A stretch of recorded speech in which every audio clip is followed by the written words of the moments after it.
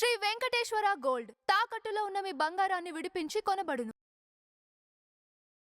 Tea media ప్రేక్షకులకు స్వాగతం, సుస్వాగతం.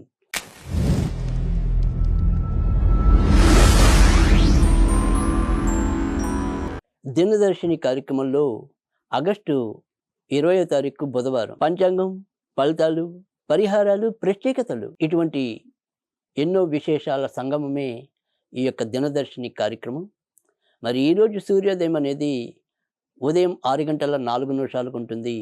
సూర్య అస్తమయం అనేది సాయంకాలం 6:35 ఉంటుంది. ద్వాదశి మధ్యాహ్నం 1:58 ముగుస్తుంది. తదనంతరం త్రయోదశి వస్తుంది. ఇక నక్షత్రం వచ్చేప్పటికి పునర్వసు నక్షత్రం అనేది అర్ధరాత్రి అన్నమాట.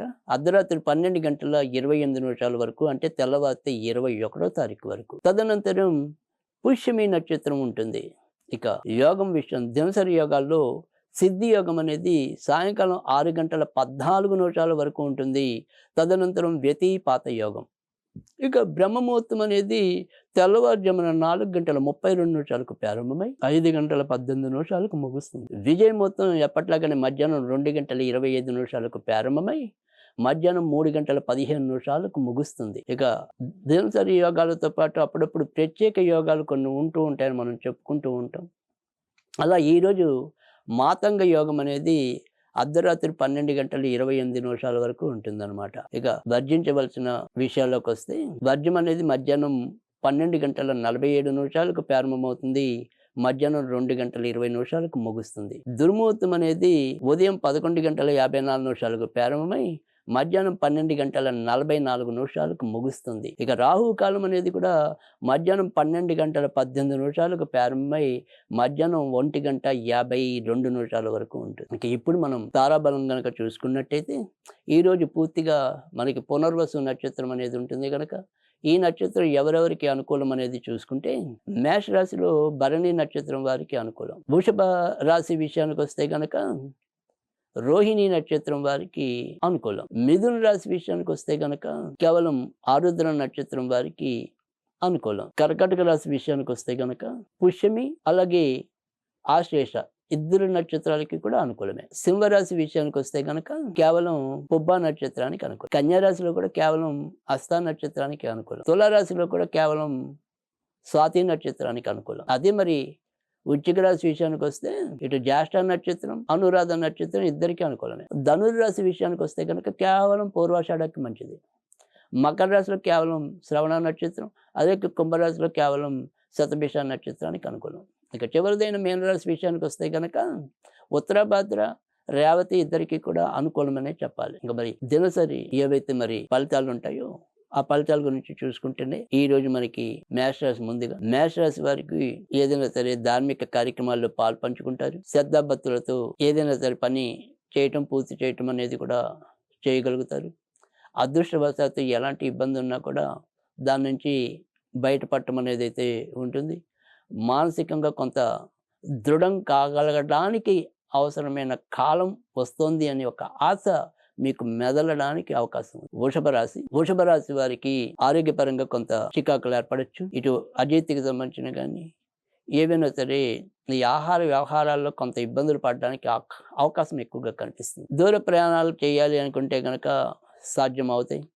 ఆర్థికంగా బయట నుంచి రావాల్సిన వారికి కొంత కొద్దిపాటి కదలిక ఏర్పడచ్చు. ఫైనాన్స్ రంగంలో ఉన్నవారికి, బీమా రంగంలో ఉన్నవారికి, మార్కెటింగ్ రంగంలో ఉన్నవారికి ఎంతో కొంత పురోభివృద్ధి అనేది లభిస్తుంది. మిథున రాశి వారికి అయితే కనుక వృత్తి ఉద్యోగాల్లో ఏమైనా సరే కొంత సమస్యలు ఎదురవచ్చు, లేదా మార్పులు సంభవించవచ్చు.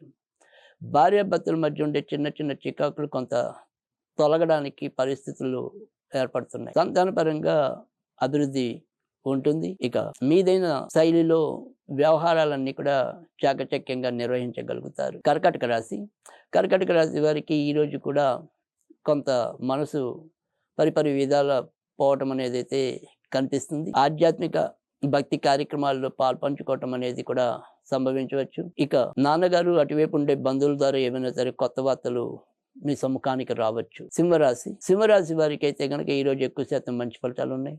సంతానపరంగా తీసుకునే నిర్ణయాలని సక్రమంగా అమలు చేయగలుగుతారు. అలాగే వారి పరంగా ఏదో తెలియని ఒక ఆనందం కూడా కొంత మీకు లభించొచ్చు. ఇక షేర్ మార్కెట్ స్పెక్యులేషన్స్ కూడా కొంత లాభించడం అనేదైతే జరుగుతుంది. కన్యా రాశి వారికి గత 2-3 రోజులుగా ఉన్న చికాకుల నుంచి కొంత ఉపశమనం లభించడం అనేదైతే కనిపిస్తుంది. భార్యాభర్తల మధ్య అనుకోని మంచి జరగడానికి కూడా అవకాశం లేకపోలేదు. కొత్తగా పెళ్లి కావాలి అనుకునే వారికి కూడా ఇది మంచి రోజుగానే చెప్పవలసి ఉంటుంది. తులారాశి వారైతే గనక ఆరోగ్యపరంగా ఈ రోజు కూడా ఎంతో కొంత అసౌకర్యంగానే ఫీల్ అవటం అనేదైతే కనిపిస్తుంది. నాన్నగారితో తాత్కాలికంగా విభేదాలు చోటు చేసుకోవచ్చు. కోర్టు పరిధిలో ఇప్పటిదాకా ఎవరైనా ఉంటే గనక వాటికి సంబంధించిన అంశాల్లో ఈరోజు పెద్దగా చెప్పుకోదగిన కదలిక అయితే ఉండదు. ఇక ఇతరత్ర ఈ రోజు అయితే చెప్పుకోదగిన సమస్యలు కనిపించడం లేదు. వృశ్చిక రాశి వారికి అయితే గనక ఈరోజు సంతానపరంగా ఏవైనా సరే కొంత చిన్న ఇబ్బందులు ఎదురయ్యే పరిస్థితి లేకపోలేదు. ఆలోచన విషయంలో ఎంతో జాగ్రత్తగా నిర్ణయాలు తీసుకుందామన్నా అందుకు తగినంత గ్రహస్థితి లేకపోవడం బాధ అనిపిస్తూ ఉంటుంది. ఇక షేర్ మార్కెట్ స్పెక్యులేషన్స్ లో ఉన్న వాళ్ళకి కొద్దిపాటి ఉపశమనం లభించడానికి అవకాశం అయితే కనిపిస్తుంది. బయట ప్రాంతాల్లో ఇప్పటికే ఉండి అక్కడ ఏదైనా సరే సమస్యలు ఎదుర్కొన్న వారు ఉంటే గనక ఆ సమస్యల నుంచి ఎంతో కొంత బయటపడడానికి ఏదైనా సరే దారి ఈ రోజు కనపడచ్చు. ధనుర్రాశి వారికి అయితే గనక ఈరోజు ఎక్కువ శాతం మంచి ఫలితాలు ఉన్నాయి.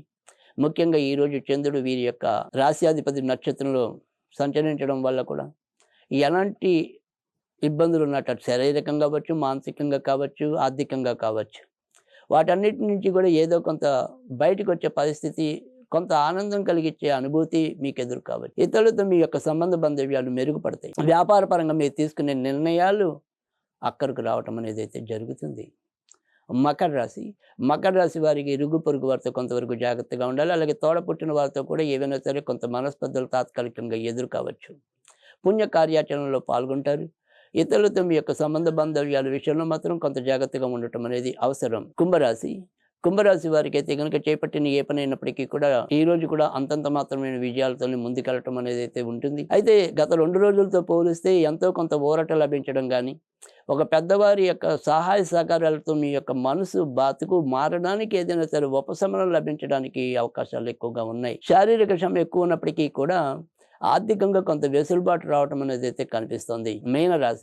మీన రాశి వారికి అయితే కనుక ఇంట్లోనే కొంతవరకు ఈ రోజు కూడా చికాకులు అలాగే కొనసాగించే అవకాశాలు అయితే లేకపోలేదు. అయితే ఈ రోజు ఏదైనా సరే ఒక నిర్ణయం తీసుకుంటే ఆ నిర్ణయానికి కొంత వాదోపవాదాలు చర్చలు ఉన్నప్పటికీ కూడా చివరి నిమిషంలో ఒక కొలిక్ అయితే కనుక సంభాషణలు తెచ్చుకోగలుగుతారు. ఇతరత్ర చెప్పుకోదగిన ఇబ్బందులు అయితే ఈ రోజు అయితే కనిపించడం లేదు. ఈ రోజు మరి ముఖ్య విషయాలకు వస్తే కనుక నిన్న ఎవరైతే ఏకాదశి నాడు ఉపవాసం ఉన్నారో ఈ రోజు మరి ఏకాదశి పారణ ద్వాదశి గడియలు అనేది మనకి ఉంటాయి. మధ్యాహ్నం 1:58 వరకు ఈరోజు మరి ఆ రకంగా పాలన కార్యక్రమం ఏదైతే ఉంటుంది. అలాగే ఈరోజు మరి ప్రదోష వ్రతం అనేది కూడా ఉంటుంది.